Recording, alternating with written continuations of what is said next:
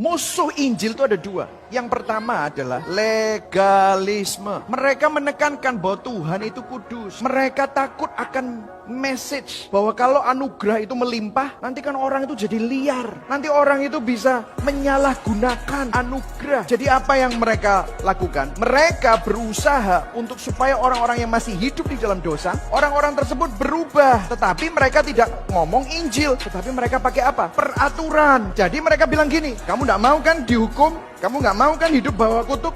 Makanya kamu harus baca firman.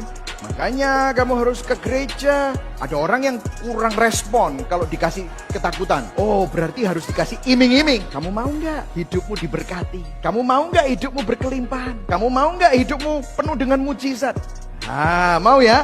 Makanya kamu harus melakukan A, melakukan B, kamu berbuluan, kamu buah sulung. Sehingga apa yang terjadi? Orang itu sebenarnya tidak cinta Tuhan, tetapi dia menggunakan Tuhan dengan melakukan peraturan dan ingin iming-imingnya. Dan kalau disuruh bertobat ya, repent, tapi repentnya itu atas semua hal-hal buruk yang dilakukan. Misalnya mungkin berzina, kecanduan apalah, suruh bertobat. Tetapi bagaimana dengan kesombongan rohani? Nggak ada di sini. Orangnya rohani kok. Makanya saudara nggak heran ya. Ada orang yang bisa berbahasa roh, ada orang yang bisa punya karunia-karunia roh.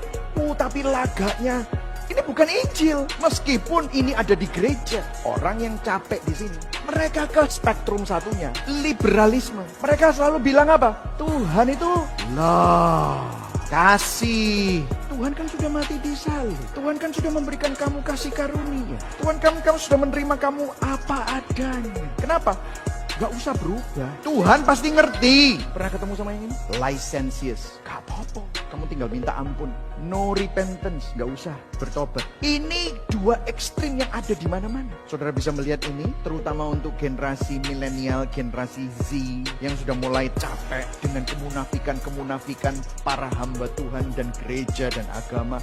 Mereka kesini. Kebebasan di dalam anugerah Kristus atau Injil bukanlah license, izin untuk melakukan dosa yang ingin kita lakukan, tetapi adalah kuasa, power yang memampukan kita untuk melakukan apa yang benar. Gini loh saudara, kembali kepada Injil. Orang legalisme, dia bilang Tuhan kudus, dia lupa bahwa Tuhan itu kasih. Orang liberalisme, dia bilang Tuhan itu kasih, tapi dia lupa bahwa Tuhan itu kudus.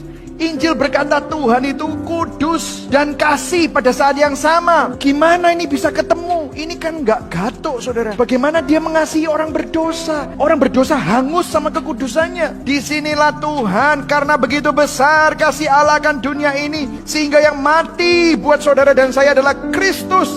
Dia kasih apa? Grace. Karena melalui salib Kristus, kasihnya ditunjukkan kepada saudara.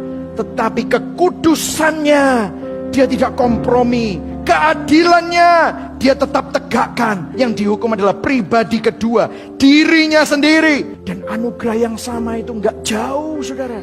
Namanya Immanuel. Dia gandeng saudara. Dia tinggal di dalam saudara. Sehingga semua godaan yang saudara harus alami, dia sudah pernah mengalaminya. Dan dia menang. Dan kalau dia tinggal di dalam kita, maka kita pun juga menang.